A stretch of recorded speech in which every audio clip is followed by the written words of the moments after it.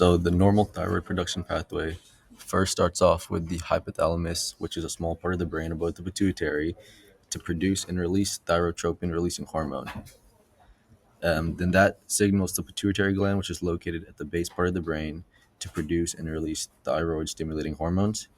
And then that binds to the receptors in the thyroid gland to release thyroxine and tritothyronine, which then affects the target organs of the heart, the metabolism, and the skin. So thyroxine and tritothyronine, also known as T3 and T4, increases the expression of beta receptors to increase heart rate, stroke volume, cardiac output, and contractility.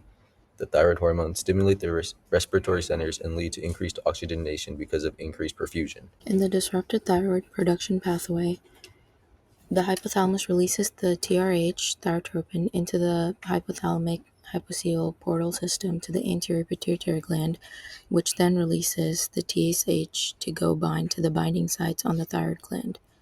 In hyperthyroidism, the TSH receptor stimulating antibody binds to the THS binding sites in the thyroid, which then activates the excessive TSH receptors.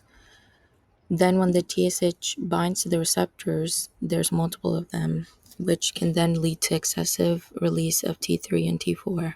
Hyperthyroidism is a negative feedback loop because it binds to the TRs in the hypothalamus and pituitary gland and represses the thyroid stimulating hormone. Excessive releases of T3 and T4 can cause patients to lose weight, have hand tremors, and/or rapid irregular heartbeat.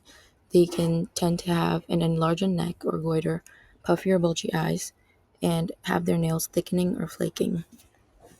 Symptoms include of weight loss despite an increased appetite, rapid or irregular heartbeat, trouble sleeping, irritability, nervousness, fatigue, shaky hands, muscle weakness.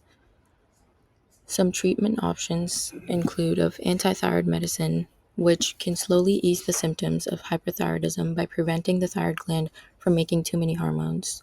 Some medications are thiamazole, carbimazole, or propylthiouracil. The second one includes of radioactive iodine, which destroys the thyroid gland and stops the excess production of the hormone. And lastly, surgery, where your thyroid gland either gets taken out partially or completely, meaning you'd have to take lifelong thyroid hormone replacements. Hyperthyroidism is usually caused due to Graves' disease when the body's disease-fighting immune system makes an antibody to part the cells in the thyroid, which is what causes the excess thyroid hormone to release. This can lead to your body's metabolism speeding up.